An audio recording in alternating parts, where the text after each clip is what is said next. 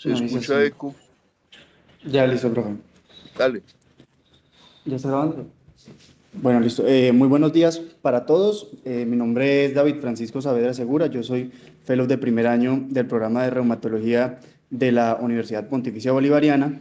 Y dando continuidad a las actividades del posgrado, en el día de hoy vamos a tener la oportunidad de hacer una revisión sobre las recomendaciones para el manejo del lupus eritematoso sistémico del Colegio Americano de Reumatología en sus recientemente publicadas guías del año 2025.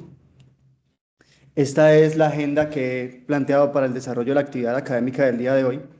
Entonces, de manera inicial, quisiera mencionar que el lupus eritematoso sistémico es una enfermedad autoinmune que se caracteriza por generar un compromiso multisistémico donde clásicamente hay presencia de autoanticuerpos que van dirigidos contra diferentes tipos de antígenos celulares que conlleva a la activación de diferentes vías de señalización celular, como por ejemplo la activación de la vía del complemento, generando inflamación y posteriormente daño crónico en el tiempo.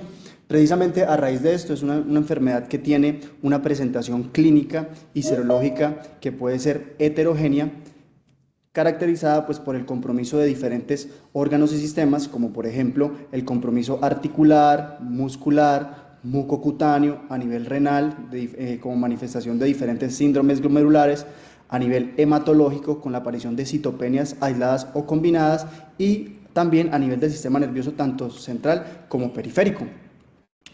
Cuando nosotros buscamos información epidemiológica o datos demográficos sobre esta enfermedad, de lo que hay disponible, la mayoría proviene de estudios que se han publicado en países europeos, asiáticos y en los Estados Unidos. Realmente la información que deriva de estudios en la TAM, digamos que es un poco menor. Hay algunas regiones que se han publicado trabajos como por ejemplo países Argentina, México, nosotros aquí en Colombia, Brasil, Venezuela, entre otros. Y digamos que la prevalencia puede variar entre las regiones, pero en esta revisión sistemática que se hizo en el año 2024, precisamente en nuestra región se habla de que el lupus puede tener una prevalencia cercana a 26 a 91 casos por cada 100.000 habitantes. Eso es alrededor de un 0.03 a 0.09% de la población, lo cual digamos que es parecido o cercano a lo que se presenta en otras regiones a nivel, digamos que de la región de la TAM. Pero algo interesante más allá de esto es que en los diferentes estudios que se incluyen en esta revisión, si bien los estudios no son directamente comparables porque hay diferencias desde el punto de vista metodológico y estrategias de medición entre los estudios, lo que sí es transversal a cada uno de ellos es la alta mortalidad que tiene esta entidad. De hecho, pues las causas de mortalidad que ellos mencionan son principalmente por falta ya sea de diagnóstico temprano de la enfermedad, adherencia al tratamiento, así como accesibilidad a diferentes pues, tipos de terapias en el tiempo. Entonces, precisamente a raíz de esto ha sido importante publicar diferentes guías por múltiples sociedades que nos permitan hacer el abordaje más integral de estos pacientes. En el día de hoy, entonces, hablando de las guías del Colegio Americano de Reumatología, quiero presentarles aquí a la autora principal, que es la doctora Lisa Samaritano. La doctora Lisa Samaritano es reumatóloga, es una experta en múltiples enfermedades autoinmunes, entre esas el lupus eritematoso sistémico, el síndrome antifosfolípidos, la artritis reumatoide, entre otros. De hecho, es autora también de las guías de nefritis lúpica publicadas por el ACR este año y es la autora principal de las guías publicadas en el año 2020 también del ACR sobre la salud sexual y reproductiva de las enfermedades autoinmunes. Esta es una guía donde se abordaron los temas relevantes mediante estrategia PICO, se hizo una revisión sistemática de la literatura y la evidencia fue evaluada pues mediante metodología GRADE. Esta evidencia se revisó por un panel de votación que ellos mencionaban que tenían que tener un consenso por lo menos mayor al 70% para incluir una recomendación dentro de la guía y esta recomendación podía ser a favor o en contra con una fuerza de recomendación que podía ser fuerte o condicional. Cuando lo consideraban pertinente, hacían puntos de buena práctica clínica que si bien no eran recomendaciones basadas en la evidencia, sí eran afirmaciones en las que los panelistas consideraban que los efectos deseables superaban claramente los efectos indeseables de una intervención. Entonces los objetivos grandes de esta guía era hablar sobre el tratamiento independientemente de la edad, de la ancestría o de cualquier otra variable mencionada. Tratan de abordar el manejo del lupus a partir de tratamiento de forma general y órgano específico, exceptuando la nefritis lúpica que pues tiene su propia guía y Algo claro es que no es objetivo de esta guía dar recomendaciones para el enfoque diagnóstico del lupus eritematoso sistémico, ni tampoco abordar algunas entidades que se pueden correlacionar, como el síndrome antifosfolípido, o algunas que los autores mencionan que desde el punto de vista fisiopatológico están menos comprendidas, como por ejemplo aquellos síntomas tipo 2 en el lupus eritematoso sistémico, lo que corresponde por ejemplo a la fatiga, la astenia, la dinamia, entre otros. Muchos son los puntos relevantes que tiene esta guía realmente, pero hay 4 que son, digamos que, los más relevantes en la actualización, y son los 4 puntos en los cuales yo he querido, pues, centrar esta conferencia hoy. Primero, en la importancia de lograr tempranamente el control inflamatorio de la enfermedad, limitando al máximo la exposición crónica a los glucocorticoides mediante la introducción temprana de la inmunosupresión tanto convencional como biológica, teniendo un umbral siempre bajo para establecer un T2T, que es el Treat to Target, que básicamente es un proceso formal que exige ajustes periódicos en la terapia, buscando unas metas que están bien definidas y que son clínicamente significativas, guiando este manejo por compromisos clínicos, para así poder reducir la morbilidad, la mortalidad y la toxicidad relacionada con los medicamentos. Algo relevante es que, a diferencia de las guías de la ACR, la última publicada en el año de 1999, estaban organizadas por preguntas clínicas y por temas, mientras que las guías del 2025 adoptan por primera vez este enfoque explícito que está basado principalmente en compromisos orgánicos específicos. Lo importante de estos algoritmos es que cada vez son más claros y permiten facilitar la aplicación de la estrategia T2T en la práctica real. Así pues, ellos, digamos que, dividen el abordaje de estos pacientes en compromiso mucocutáneo, musculoesquelético, serosas, hematológico, neuropsiquiátrico, cardíaco y vascular. Algo que quiero mencionar aquí es que el compromiso neuropsiquiátrico en lupus, en esta ocasión, pues, en la charla no lo abordaremos de forma específica debido a que la alta heterogeneidad fenotípica y a la limitada calidad de la evidencia disponible, lo que impide extraer conclusiones consistentes comparables a los otros componentes clínicos que vamos a hablar durante la charla. Entonces, abordando las recomendaciones en cuanto al monitoreo de la enfermedad, lo primero que ellos nos recomiendan de manera condicional es que deberíamos evaluar el nivel de la actividad de manera regular cuando cambie el estado clínico o cuando se ajuste el tratamiento. Esta recomendación ellos la dan como una recomendación condicional porque no se llegó a una conclusión de la frecuencia exacta de cada cuánto deberían evaluar la actividad en estos pacientes. ¿Por qué? Porque ellos son conscientes de que esto puede variar según el tipo de manifestación que presenta, la gravedad de los síntomas y cómo ha sido la progresión de las manifestaciones clínicas. Lo que sí es cierto es que, independientemente de cada cuánto se evalúe, se debe buscar alcanzar y mantener la remisión, o por lo menos una baja actividad de la enfermedad, medido por un LL-DAS, teniendo en cuenta las siguientes definiciones. La remisión, por criterios de Doris, que se define como un SLEDAI 2K de 0 puntos, con una dosis de prednisolona que esté menor o igual a 5 miligramos al día, con una actividad global evaluada por médico menor a 0.5, y que debe estar en dosis estable de antimalárico, inmunosupresor y de biológico. Algo importante es que para la aplicación de los criterios de Doris y de baja actividad no es necesario estar completamente sin medicamentos inmunosupresores. La diferencia principal radica en el puntaje del SLEDAI y la dosis de corticoide que está recibiendo el paciente. En el caso del Low Lupus Disease Activity, la dosis de prednisolona puede ser un poco más alta, hasta 7.5, y el SLEDAI menor o igual a 4 puntos. ¿Y por qué? ¿Por qué es importante hablar del estado de una actividad bajo o en remisión? Porque se ha visto que eso se asocia a mejores desenlaces a largo plazo. Aquí, por ejemplo, les muestro el estudio de la cohorte SMILE, que es un estudio observacional de cohorte retrospectivo multicéntrico en Milán de pacientes que tenían lupus eritematoso sistémico con una duración aproximadamente de 20 o más años. Esto incluía básicamente información clínica y de laboratorio al momento del ingreso de los pacientes, al año 15, al año 20, y una observación adicional en el tiempo que podía variar. Y lo que se trataba de evaluar era cuál era el riesgo de flare en el tiempo, haciéndole seguimientos a largo plazo, comparando si los pacientes alcanzaban o no alcanzaban la remisión.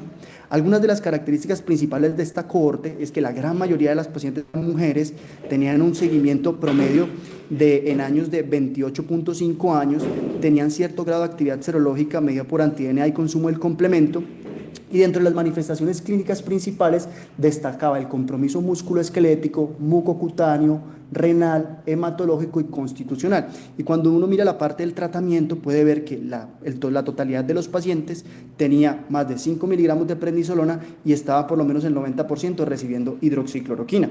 Y miren lo que ellos pudieron observar. Lo primero es que a medida que avanzaba el tiempo, la proporción o el porcentaje de pacientes que lograba alcanzar la remisión por DORIS o baja actividad iba aumentando. Y cuando trataban de ver cómo se comparaba esto con los desenlaces, fíjense que en comparación con los pacientes que lograban la actividad baja, aquellos que seguían persistentemente activos desde el punto de vista clínico tenían una menor probabilidad de estar libre de flare en el tiempo. Y cuando los comparaban por el compromiso serológico, se daban cuenta que en comparación con los que tenían anti-DNA negativos y el complemento estaba normal, aquellos que tenían alguno de los dos alterados o que tenían los dos alterados también tenían mayor riesgo de tener un flare.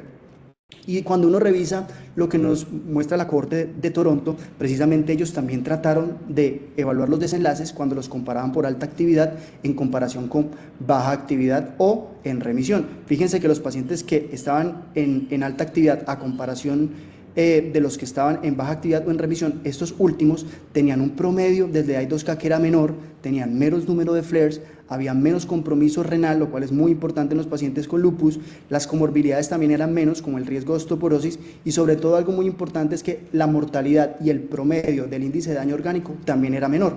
Y esto del índice del daño orgánico es importante porque la guía nos recomienda también de manera condicional que debemos evaluar este daño acumulado por lo menos una vez al año. ¿Y por qué deberíamos hacer esto? Porque esto nos permite identificar vulnerabilidad individual e instaurar cambios tempranos en la terapia. Para esto nos sugieren utilizar herramientas como el SLIC, que nos permite evaluar los efectos a largo plazo tanto de la enfermedad como lo derivado de la toxicidad de medicamentos, aquellos que es irreversible y que duran más de 6 meses. Como podemos ver, la herramienta SLIC evalúa diferentes dominios en múltiples órganos. Y finalmente, ¿cuál es la importancia de medirlo? Porque está claramente descrito que los pacientes que tienen un daño orgánico acumulado mayor tienen peores desenlaces en el tiempo. Por ejemplo, miren lo que nos mostró esta revisión sistemática de la literatura de 10 estudios observacionales y con su metaanálisis para ver cómo era el comportamiento del daño orgánico y la mortalidad. Ellos pudieron encontrar que por cada punto que aumentaba el daño orgánico, la mortalidad podía aumentar hasta un 34%. Y cuando ellos retiraban el estudio de MOC, que era el que más riesgo confería, fíjense que la mortalidad podía ser tan alta como aumentar hasta un 33%. También tenemos algunos trabajos locales, por ejemplo, tenemos este estudio retrospectivo realizado en un hospital de cuarto nivel aquí en Medellín por algunos de los docentes de nuestro posgrado y podemos ver que en este estudio se incluyeron 161 pacientes que tenían lupus eritematoso sistémico, que habían sido seguidos aproximadamente por 2 años y 6 meses y se evaluaba cuáles eran los factores que estaban asociados con el daño orgánico acumulado. Y entre los factores que aumentaron el riesgo está, por ejemplo, los pacientes que tuvieron lupus de inicio tardío, aquellos que tenían un promedio de seguimiento en el tiempo entre 25 y 48 meses de la enfermedad, los que tenían un Selena-SLEDAI que estaba por lo menos en una actividad moderada a grave, cuando tenían 2 o más recaídas, aquellos que tenían nefritis, hipertensión arterial, la presencia de anticuerpos antifosfolípidos, las dosis más altas de corticoides, sobre todo mayor a 12.5 miligramos, que podía ser hasta 7 veces casi mayor riesgo, el uso de metilprednisolona y la inducción de la inmunosupresión con ciclofosfamida. Y es que realmente, digamos que el lupus es una enfermedad que tiene muchas esferas que son importantes, que debemos evaluar en nuestros pacientes, y los panelistas precisamente nos dan unas declaraciones de buena práctica clínica en ciertos aspectos importantes. Primero, que en todo paciente con lupus debemos evaluar el riesgo cardiovascular. Recordemos que es la principal causa de mortalidad de nuestros pacientes, tienen un riesgo cardiovascular aumentado, de ahí la relevancia de impactar en términos de obesidad, control de diabetes, hipertensión arterial, cese del hábito tabáquico, controlar el consumo de alcohol y establecer, digamos que rutinas de ejercicio bien establecidas. Un control también, por ejemplo, de la osteoporosis, ya sea inducida o no por glucocorticoides, tener también mucho cuidado con el tema de las serologías y la vacunación frecuente en estos pacientes, sobre todo antes de iniciar terapia con inmunosupresión, y también conocer cuáles son los puntos más importantes desde el punto de vista de la salud sexual y reproductiva, conocer aquellas situaciones que aumentan el riesgo de desenlaces adversos en el embarazo, como por ejemplo el lupus activo o un daño orgánico mayor, tener claro cuáles son los escenarios en los cuales debemos dar bajas dosis de aspirina para profilaxis de preeclampsia o por ejemplo en síndrome antifosfolípido. La hidroxicloroquina en el embarazo definitivamente debe continuarse, no está contraindicado. Es importante vigilar el comportamiento de los anticuerpos antifosfolípidos y el RHO, porque recordemos que el RHO está asociado con el lupus neonatal y el bloqueo cardíaco congénito, y sobre todo también establecer pautas importantes en todo el tema de anticoncepción, pues apoyándonos en la medida de lo posible de otras especialidades como ginecología. Entonces vamos a entrar a hablar un poco de las recomendaciones y los objetivos del tratamiento general y órgano específico. Lo primero es que las guías nos da 2 puntos de práctica clínica, que son iniciar glucocorticoides prontamente para obtener un control rápido de la inflamación e iniciar el inmunosupresor de manera temprana como ahorrador, pero sin olvidar que los antimaláricos, los inmunosupresores convencionales y los biológicos son las piedras angulares en el tratamiento. Para esto ellos nos recomiendan de una manera condicional que en aquellos pacientes que tengan manifestaciones graves deberíamos aplicar un bolo de esteroide entre 250 y 1000 miligramos por 3 días, asociado a un esquema de reducción gradual de glucocorticoides orales, esto en comparación a darle solo glucocorticoide oral sin tratamiento con bolos. La razón de preferir los bolos es porque los glucocorticoides pueden proveer una supresión rápida de la actividad del lupus, sobre todo por todos sus fenómenos no genómicos, y se ha visto que los glucocorticoides intravenosos tienen un inicio de acción que es más rápido que los glucocorticoides orales y permiten apagar, digamos, esa inflamación en la fase más aguda. Pero los glucocorticoides no son inocuos, muchos de ellos pueden tener efectos secundarios que pueden llevar a toxicidad significativa, y precisamente esa toxicidad significativa ha sido un tema relevante en los diferentes estudios y los diferentes ensayos que han llevado a desarrollar el índice de toxicidad por glucocorticoides, que básicamente fue desarrollado por un grupo internacional de 17 expertos como una herramienta que permite cuantificar la toxicidad de los esteroides en el tiempo, midiendo cómo es el comportamiento de algunas variables, como por ejemplo el índice de masa corporal, la presión arterial, el metabolismo de la glucosa, entre otros. Y es que el uso de los glucocorticoides es algo muy importante que tenemos que tener en cuenta en los pacientes, tanto así que esta es una de las recomendaciones más importantes que nos hacen en este apartado, y es que en pacientes que tienen lupus controlado, que están recibiendo prednisolona mayor a 5, actualmente se recomienda fuertemente disminuir la dosis a menos de 5 miligramos día. Esto cambió porque anteriormente la recomendación era a menos de 7.5 y cuando puede llévelo menor a 5, pero actualmente la recomendación es fuertemente llevarlo a menos de 5 miligramos al día. Esto porque se ha visto que hay mejores desenlaces cuando se buscan estas metas de dosis. Miren, por ejemplo, lo que nos mostró la cohorte GULP, que es un estudio observacional prospectivo de los pacientes de la cohorte de lupus de inicio temprano en Italia, que evalúa precisamente cómo se relaciona el desmonte de esteroides a menos de 5 miligramos versus más de 5 miligramos con el daño orgánico relacionado a estos medicamentos. Entonces, lo primero es que a medida que pasaba el tiempo, la proporción de pacientes que logró llegar a una dosis menor a 5 miligramos o inclusive a 0 miligramos fue aumentando, siendo hasta el 55% y 17% a los 2 años. Y cuando ellos miran cómo fue el comportamiento relacionado con el daño orgánico por glucocorticoides, fíjense que en comparación a los pacientes que se llevó a menos de 5 miligramos o que por lo menos se intentó llevar, pero que por alguna razón tuvo que subirle la dosis, aquellos que nunca se llevaron a 5 miligramos tuvieron casi 6 veces mayor riesgo de daño orgánico relacionado al esteroide. Y esto es algo que es transversal a muchos estudios adicionales que se han ido publicando. Pero en aquellos pacientes que ya se logró una dosis menor de 5 miligramos, ¿será que deberíamos bajarlos más de esta dosis? Pues ahí la recomendación es condicional. Si bien, digamos, hay estudios observacionales que sugieren que desmontar el esteroide más allá de 5 miligramos no se asocia con un mayor riesgo de flare lúpico, hay otros estudios que sí lo han sugerido.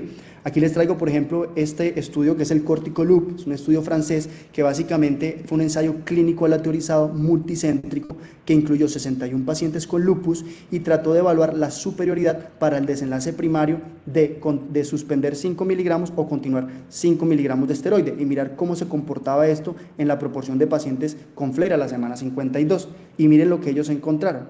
En comparación a los que se les retiró completamente el esteroide, aquellos a los que se les mantuvo tuvieron una reducción del riesgo relativo de un 80% en tener algún tipo de flare, con una P que fue estadísticamente significativo. Y cuando vemos el tipo de flare que tuvieron, principalmente evaluado por índices de actividad, vemos que fue por lo menos leves a moderado, y cuando los evaluaban mediante el índice de Bilac, estos podían ser tan altos como moderado a grave. Ahora, ¿será que el comportamiento del retiro es transversal e igual en todas las cortes? Entonces miren lo que nos muestra esta revisión sistemática y metaanálisis. Podría ser que existen algunos factores de riesgo específico que pueden aumentar el riesgo de que esos pacientes que tienen menos de 5 miligramos puedan hacer más flare. Ellos precisamente lo que pudieron ver es que aquellos pacientes que tenían un lupus clínicamente quiescente, pero que estaba serológicamente activo, cuando llegaban a esa dosis de 5 miligramos y se intentaba desmontar, tenían un aumento del riesgo del flare de hasta el 78%. Habían otras variables que también parecían aumentar el riesgo, como por ejemplo el ser mujer, pero esto no tuvo significancia estadística. Y cuando evaluaron aquellas que disminuían el riesgo, pudieron ver que el uso de antimalárico disminuía el riesgo casi a la mitad. Y aunque no tuvo significancia estadística, pues ya hay mucha evidencia que nos ha mostrado que la hidroxicloroquina y los antimaláricos en general sí pueden impactar en este desenlace. También sugiere que la inmunosupresión probablemente podría disminuir también el riesgo que a dosis menores los pacientes hagan flare. Entonces, digamos que realmente aquí la conclusión es que en el momento de que llegamos a los 5 miligramos, si queremos desmontar el esteroide, deberíamos tener en cuenta otros factores como la actividad serológica, la adherencia a terapias no glucocorticoides y otros factores como comorbilidades y sobre todo la percepción de los síntomas por parte del paciente. ¿Qué deberíamos entonces hacer con la hidroxicloroquina? Se recomienda que en pacientes con lupus fuertemente se recomienda de manera fuerte el tratamiento de rutina con hidroxicloroquina. Esto pues porque ya se ha visto en múltiples ensayos clínicos y estudios de tipo observacional los beneficios de la hidroxicloroquina en términos de disminución de la actividad o la severidad de la gravedad de la enfermedad, prevenir el flare, tratamiento adyuvante en nefritis lúpica, mejorar el compromiso articular, disminuir la necesidad de esteroides e inclusive reducir la presencia de anticuerpos antifosfolípicos. Y en términos de mortalidad está esta revisión sistemática y metaanálisis de estudios de cohortes, algunos de ellos pues hechos de manera prospectiva y otros retrospectivos en múltiples países a nivel mundial, que los pacientes recibían hidroxicloroquina o cloroquina, y fíjense que la hidroxicloroquina tuvo una reducción del riesgo relativo de mortalidad de hasta el 54%. La dosis que recomiendan es de 5 miligramos por kilogramo de peso al día, pero algo importante es que esta dosis surge principalmente de estudios de toxicidad, no de eficacia, y digamos que es una recomendación que nos dan las guías de oftalmología del 2016, las americanas, considerando que dosis mayores a esto probablemente pueden aumentar el riesgo de toxicidad retiniana. De ahí la importancia de hacer tamizaje oftalmológico periódico. En aquellos que reciben hidroxicloroquina debería ser de manera basal y después del 5º año hacerlo de manera anual. Y los pacientes que están recibiendo cloroquina debería hacerse por lo menos cada 4 a 6 meses. Algo importante que plantea la guía es que probablemente en algunos pacientes se podrían dar dosis entre 5 y 6.5 miligramos por kilo en algunos escenarios específicos, como por ejemplo las mujeres embarazadas, pues porque durante el embarazo digamos que aumenta el volumen plasmático, disminuye la distribución del fármaco, aumenta el aclaramiento renal, y algunas otras situaciones como el momento del inicio de la terapia si los pacientes tienen una actividad de moderada a grave. Pero recordar que esto es una recomendación condicional de baja certeza basada en estudios de farmacocinética y estudios observacionales. Además que hay algo interesante y es que si hay trabajos que han mostrado que dosis menores de 5 miligramos aumentan el riesgo de flare. Miren por ejemplo este estudio observacional que publica John Hopkins el pasado, el grupo de la doctora Jacqueline Nestor, donde precisamente ellos pudieron ver que en comparación con los pacientes que recibían dosis de más de 5 miligramos, aquellos que tenían 5 miligramos o menos tenían casi 4.68 veces más riesgo de hospitalizarse por un flare, y cuando la dosis era tan bajo como 4 miligramos, este riesgo aumentaba hasta 5 veces. Y cuando lo hacían por dosis fija, como se pueden dar cuenta, también el riesgo era mayor con dosis más bajas. Entonces, ¿por qué no dar a todos entonces una dosis más alta? Digamos que el beneficio no es universal. En la guía pues mencionan que hay algunos pacientes que pueden estar infraexpuestos con una dosis menor, pero hay una gran cantidad que estarán bien controlados, que no tienen brotes, que no dependen de esteroides, y lo que sí está bien documentado es la menor toxicidad. Entonces digamos que esto sería todavía un punto de debate en el tiempo. En cuanto a la inmunosupresión, es importante priorizar las manifestaciones amenazantes para la vida o las de mayor riesgo de daño irreversible al momento de decidir qué medicamento utilizar. Es importante tener en cuenta que tenemos que tener un abordaje agresivo cuando estas manifestaciones son graves y ponen en riesgo la vida.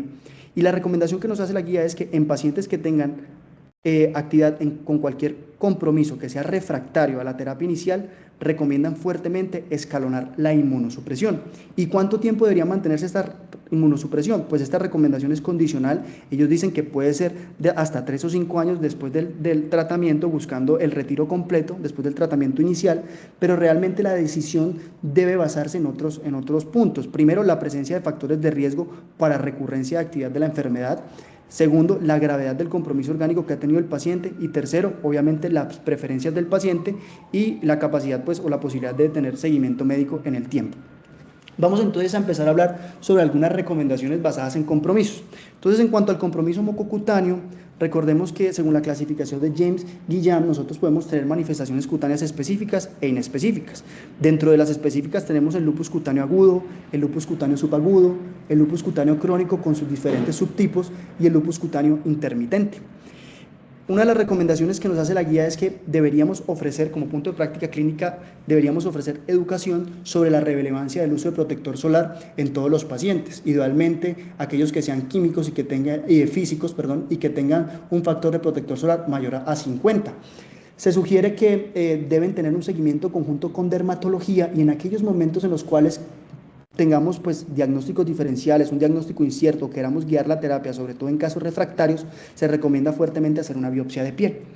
En cuanto al tratamiento, pues disponemos de terapias principalmente tópicas asociadas a antimaláricos y de aquí lo más importante que les quiero recordar es que en el momento en que decidamos utilizar corticoides que sean de alta potencia, se debe evitar utilizarlos por periodos prolongados en áreas como en región facial o en las regiones intertriginosas, sobre todo por el mayor riesgo de atrofia.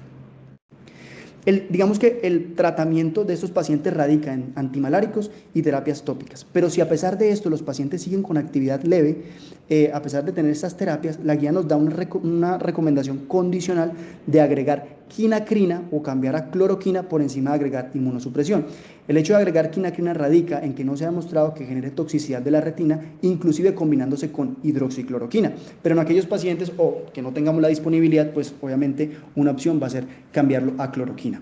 En aquellos pacientes que tienen una actividad moderada a grave, que es refractaria, entonces la recomendación que nos da la guía de manera condicional es agregar metotrexato, micofenolato, azatioprina o biológicos como belimumab o anifrolumab. Y en los casos más refractarios, la lenalidomida, dejándolo como última opción por su alto riesgo teratogénico y tromboembólico. Algo importante que quiero mencionar aquí es que la guía no da una recomendación de preferir un inmunosupresor sobre otro, porque reconoce que muchos de estos medicamentos pueden tener efectos, digamos que beneficiosos o una buena eficacia en los diferentes estudios y no se necesita, por ejemplo, antes de utilizar un biológico, pasar por un DIMAR sintético convencional. Esta decisión está a la base de lo que el clínico considere en parte de su experiencia. Entonces, ¿qué nos ha mostrado, por ejemplo, metotrexato en el tiempo?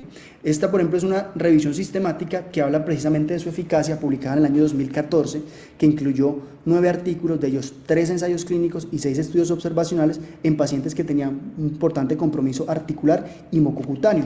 Y lo que pudieron ver es que el metotrexato disminuía la probabilidad de tener mayor actividad medida por SLEDAI y adicionalmente el metotrexato también tuvo una menor probabilidad de requerir dosis más altas de esteroide en el tiempo. ¿Y qué hay de los biológicos? Bueno, entonces miren, les traigo este análisis exploratorio de los resultados del belimumab evaluado en los 1.684 pacientes que se incluyeron en los estudios pivotales del BLI 52 y el BLI 76. Recordemos que en estos estudios el desenlace primario fue la mejoría en los índices BILAG, Selena-SLEDAI y el SRI a la semana 52.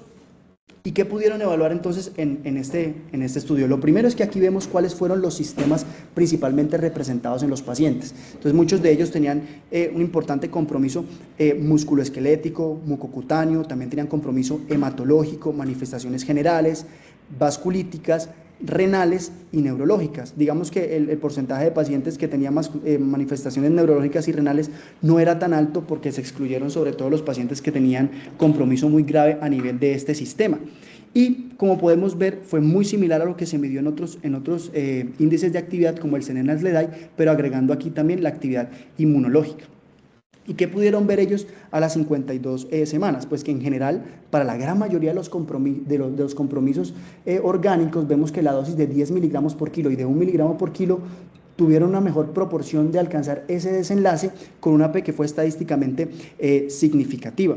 Y adicionalmente, cuando vemos cómo fue el comportamiento en el cambio del BILAG, podemos ver que, por ejemplo, la mayoría tuvo un cambio de BILAG A a C o un BILAG B a D, es decir, tuvieron mejoría importante en la mayoría de los dominios que se evaluó, siendo estadísticamente significativo principalmente para la dosis de 10 miligramos por kilo. Adicionalmente, cuando digamos que lo que pudieron ver es que medido por Selena Sledai es que también hubo una mejoría importante en los dominios, sobre todo mucocutáneos, inmunológicos, musculoesqueléticos y vasculares. Y cuando lo evaluaban de manera específica o más específica en cada uno de los compromisos, fíjense que los pacientes que recibían belimumab tenían mayor normalización del anti-DNA, mejor control de la artritis, más control cutáneo, normalizaban mucho más el complemento y también tenían mejoría en otros dominios, pero algunos de ellos sin significancia estadística. Y cuando ellos evaluaban cómo era el comportamiento en los pacientes que tenían una actividad serológica mayor, fíjense que la respuesta era más alta, sobre todo en la parte cutánea, inmunológica, musculoesquelética y vascular. Luego también tenemos entonces el anifrolumab, en el estudio TULIP-2 que se publicó en el 2020. Recordemos que el desenlace primario de este estudio fue, digamos que tomado a partir del desenlace secundario del TULIP-1, cuyo resultado primario no logró demostrarse, y básicamente en el desenlace primario de este TULIP-2 se trataba de ver cuál era el porcentaje de pacientes que lograban una respuesta BICLA a la semana 52, comparando el recibir anifrolumab versus placebo cada 4 semanas por 48 semanas. Recordemos que el BICLA entonces es un desenlace compuesto que exige la mejoría en BILAC, en todos los dominios afectados, sin nuevos brotes, sin empeoramiento del SLEDAI, y que los pacientes no deben requerir rescates en el tratamiento. Y es una respuesta, digamos que dicotómica, o podían alcanzar el BILAC o no alcanzarlo.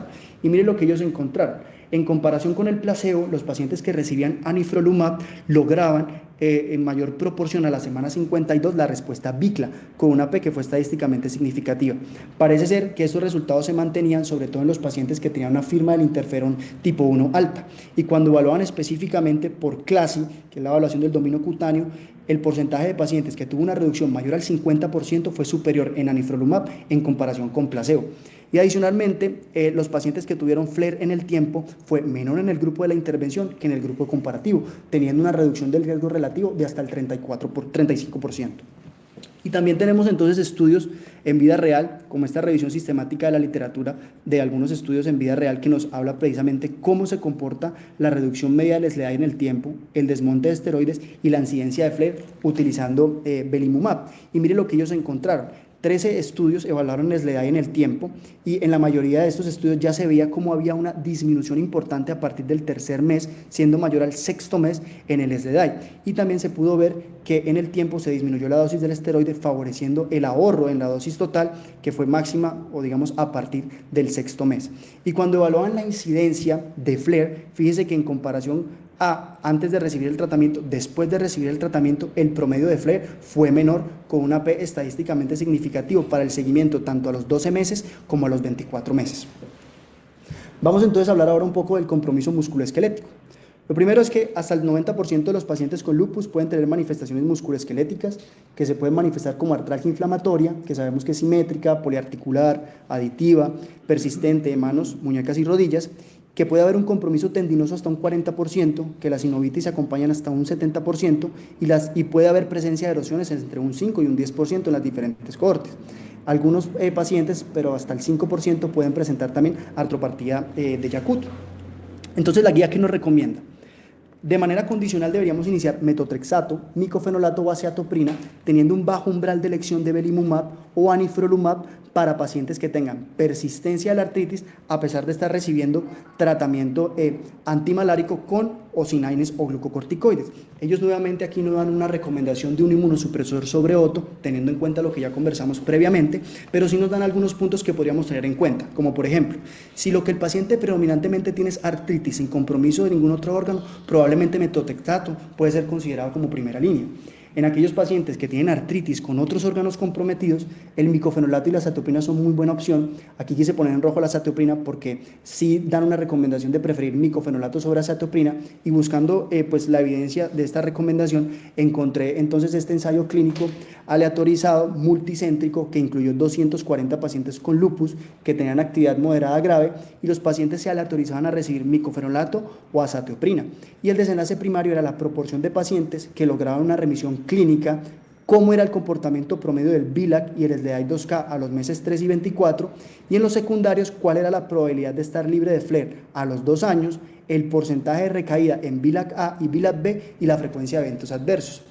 Miren que en las características generales, digamos que demográficas, fueron muy similares entre los dos grupos, pero algo importante es que en promedio el SLEDAI fue de 9 a 10 puntos en ambos grupos y un porcentaje cercano a la mitad de los pacientes tenían un puntaje que estaba dentro de la actividad grave a moderada. Adicionalmente, el promedio del VILAC fue de 20 puntos y entre un 40 a un 50% de los pacientes tuvieron algún puntaje VILAC A, y entre los dominios principalmente comprometidos destacaron estos que les muestro acá.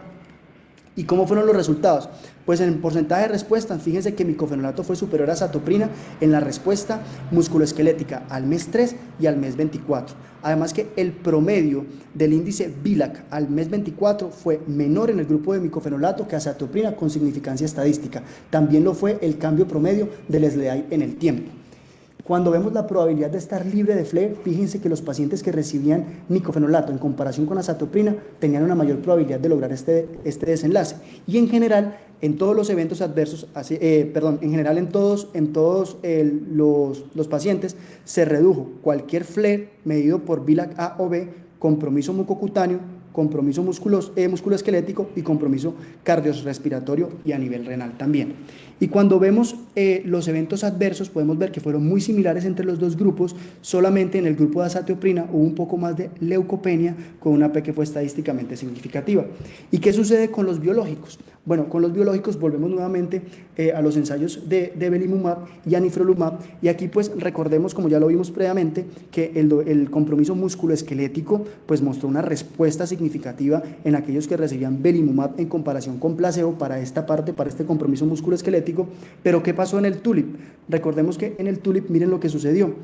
El porcentaje de pacientes que tenían una reducción mayor al 50% en articulaciones inflamadas o articulaciones dolorosas, si bien fue mayor en anifrolumab que en placebo, no hubo significancia estadística. Ahora, hay algo importante que mencionan en la guía, y es que si bien el belimumab ha mostrado unos desenlaces más consistentes en los dominios, digamos, musculoesquelético, probablemente la respuesta menor que se vio en el estudio de anifrolumab pudo estar influido por el tipo de desenlace utilizado, porque aquí pues digamos que se utilizó el BICLA, que es un desenlace que es mucho más estricto, penaliza mucho más cualquier actividad mínima y es menos sensible a las mejorías parciales. Entonces probablemente esto pudo haber influenciado un poco los resultados. En cuanto al compromiso hematológico, entonces es un compromiso que es frecuente, se presenta al momento del diagnóstico y durante el curso de la enfermedad. Se puede dar múltiples citopenias que pueden ser aisladas o combinadas, puede haber linfadenopatías, puede haber esplenomegalia, digamos que puede ser el reflejo de la actividad de la enfermedad o comorbilidades o tratamientos, y el espectro es muy amplio. En cuanto a la leucopenia, recordemos que hasta el 50% de los pacientes puede tener leucopenia menor a 4.000, que es criterio de clasificación cuando no se explica por otra causa, y hasta el 20% menos de 1.000. Es importante diferenciarlo en el compromiso de la neutropenia o la linfopenia. En neutropenia tenemos que tener en cuenta siempre aquellas situaciones como infecciones virales, medicamentos, hiperesplenismo, deficiencia de vitamina B12 y por último pensar de pronto en actividad de la enfermedad.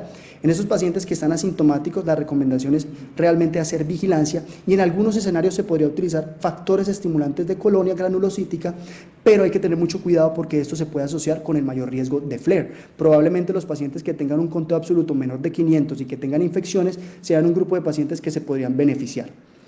En cuanto a la linfopenia, es un dato que sí es muy relevante de actividad, sobre todo cuando es linfopenia hacia el linfocito TCD4.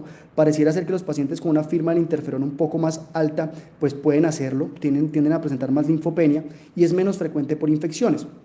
Fíjense que en ausencia de otros compromisos como hematológicos u otros dominios no se requiere manejo. De hecho, la recomendación que nos da la guía de manera condicional es en contra de iniciar terapia inmunosupresora para la leucopenia en ausencia de otra manifestación de actividad lúpica. En cuanto a la trombocitopenia, recordemos que las plaquetas menores a 100.000 en ausencia de otras causas es criterio de clasificación de la enfermedad. Hasta el 50% de los pacientes en algunas cohortes pueden tener trombocitopenia leve a moderada y hasta un 10% menor a 50.000, que es muy sugestivo de autoinmunidad. Siempre se deben investigar causas potencialmente reversibles como uso de medicamentos, infecciones, hiperesplenismo, mecanismos autoinmunes o trombofilias adquiridas como el síndrome de antifosfolipios. ¿Y qué nos dice entonces la guía? Nos dice que en pacientes que tengan menos de 30.000 plaquetas, que estén asintomáticos secundarios al lupus, se recomienda de manera condicional iniciar glucocorticoides asociado a inmunosupresión por encima de solo observar o darle monoterapia con glucocorticoides. Y en aquellos que tengan trombocitopenia sintomática, independientemente del nivel de plaquetas y que se considera que es por el lupus, se recomienda de manera condicional también iniciar el glucocorticoide asociado a la inmunosupresión. Y buscando un poco de cómo son los desenlaces en estos pacientes, específicamente en lupus, porque hay que tener en cuenta que estas recomendaciones son extrapoladas principalmente de otras enfermedades, entre ellas la púrpura trombocitopénica autoinmune. Fíjense lo que nos muestra este estudio de vida real de cómo fue el comportamiento de las recaídas en pacientes que tenían manifestaciones hematológicas por lupus y si se les daba inmunosupresión o no. En esta cohorte, los pacientes, la gran mayoría tenían trombocitopenia, tenían un conteo basal al inicio de 11.681 plaquetas. La mayoría de los pacientes recibieron glucocorticoides en monoterapia y el tratamiento que principalmente se escogió fue el rituximab. Y fíjense que en los pacientes que recayeron, la mayoría de los pacientes que recayeron no habían recibido inmunosupresión, la mayoría de los episodios de recaída fueron severos en ambos grupos y hasta el 65% fue trombocitopenia, un 57% en anemia hemolítica y en microangiopatía trombótica hasta un 40%. Y como una de las recomendaciones que nos hace la guía es el uso de anti-CD20, buscando un poco de información específicamente en lupus, encontré esta revisión sistemática de cuál es el efecto precisamente de rituximab en esta enfermedad, dado que las recomendaciones vienen principalmente de otras enfermedades. Entonces miren esta revisión sistemática de la literatura desde el año 1961 hasta el 2013, sobre la eficacia de rituximab en lupus no renal. Miren lo que ellos encontraron. Ellos encontraron que el rituximab genera beneficio para múltiples, digamos, componentes de la enfermedad, y en el componente hematológico se asoció principalmente en estudios de cohortes a mejoría en el nivel de plaquetas, aumento en la hemoglobina y una respuesta general pues hematológica. Pero es importante tener en cuenta que son estudios de baja calidad metodológica y pues que realmente no hay hasta el momento ensayos clínicos directamente para esta enfermedad. En cuanto a la anemia hemolítica, es una manifestación también frecuente en el lupus, se puede presentar hasta un 80% en algún momento de la enfermedad y es de características multifactoriales. Se recomienda que los pacientes que tienen anemia hemolítica sintomática también de manera condicional debería darse dosis de glucocorticoides asociados a inmunosupresión. Nuevamente los anti-CD20 y la inmunoglobulina humana toman relevancia en esta recomendación, pero siendo enfático en que la evidencia es indirecta de otras enfermedades y de baja calidad metodológica. En cuanto al compromiso de serosas, es un compromiso que es muy importante. El compromiso pleural se puede presentar hasta el 90% de los pacientes en algún momento. Pueden estar acompañados de derrame pleural, que en algunas cohortes es hasta el 50% y se acompaña de complicaciones como el fibrotórax y el pulmón encogido. Y a nivel cardíaco, la principal manifestación cardíaca no coronaria es el derrame pericárdico, que hasta en el 50% de los pacientes se puede presentar, y si bien no suele cursar con taponamiento cardíaco, pues es algo importante que hay que tener en cuenta porque en algunos casos sí puede llegar a ser tan severo. Es importante para esta recomendación o para este compromiso de serosas, la recomendación que nos hacen de manera condicional es iniciar tratamiento con AINE o con colchicina con un bajo umbral para decidir agregar glucocorticoides por encima del glucocorticoide solamente. Y en aquellos casos que se trate de una pleuropericarditis que sea recurrente o refractaria, se pueden utilizar otros inmunosupresores como micofenolato, azathioprina y terapia biológica. En la terapia biológica, en cuanto a belimumab y anifrolumab, hay que tener en cuenta que la serositis se incluyó en desenlaces de manera indirecta, es decir, dentro del mismo, la evaluación del comportamiento del BICLA o de los índices de actividad, pero no fue un desenlace específico que se evaluó, entonces eso hay que tenerlo en cuenta al momento de interpretar.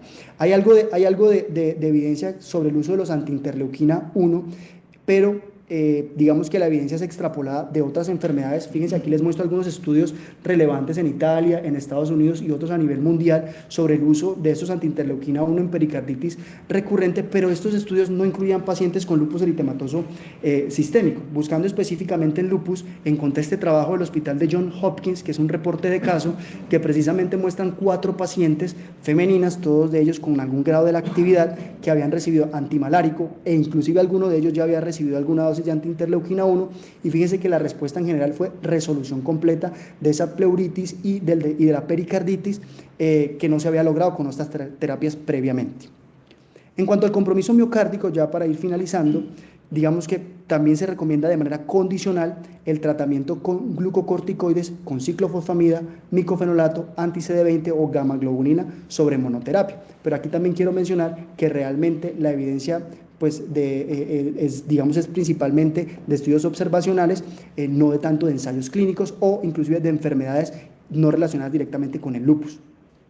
En cuanto a la endocarditis aséptica de Lippmann-Sachs, la recomendación que nos hace la guía es, de manera condicional, dar inmunosupresión o anticoagulación sobre no dar tratamiento alguno. Primero, todo paciente con endocarditis de Lippmann-Sachs debería hacerse una búsqueda activa de síndrome de antifosfolípidos, y sí se ha visto que algunos estudios pequeños, como series de casos y estudios observacionales, hay mejoría de la función valvular y reducción del tamaño de la vegetación cuando se combina anticoagulación con inmunosupresión en el tiempo. Entonces ya digamos que las conclusiones de esta revisión son que principalmente debemos buscar el desmonte temprano y progresivo del glucocorticoide, aspirando mínimo a una dosis de menos de 5 miligramos al día, y cuando sea posible retirar totalmente, teniendo en cuenta esos puntos específicos, esos factores de riesgo que pueden aumentar el riesgo de recaída que comentamos previamente. Tenemos que usar tempranamente la inmunosupresión, ser conscientes de que si bien existen terapias biológicas, nosotros tenemos disponibilidad de DIMAR sintéticos convencionales en nuestro medio, y que hay evidencia también que sustenta su uso en el compromiso de múltiples órganos. Fíjense que ni siquiera lo jerarquizan, nosotros podríamos utilizar el DIMAR o el biológico según la disponibilidad y la experiencia que tengamos, pero sí debemos considerar también la implementación de esta terapia biológica prontamente cuando lo podamos hacer, evaluando compromisos específicos, adherencia a antimaláricos, y buscar siempre una estrategia T2T que pues en el tiempo va tomando relevancia. Es importante que en esta guía muchas recomendaciones, como vimos, son condicionales y en general no especifican un inmunosupresor sobre el otro, y es importante o fundamental mantener a los pacientes en remisión o en baja actividad de la enfermedad, porque esto sí se ha demostrado que mejora los desenlaces en el tiempo. Muchas gracias por su atención y quedo atento a cualquier comentario o pregunta.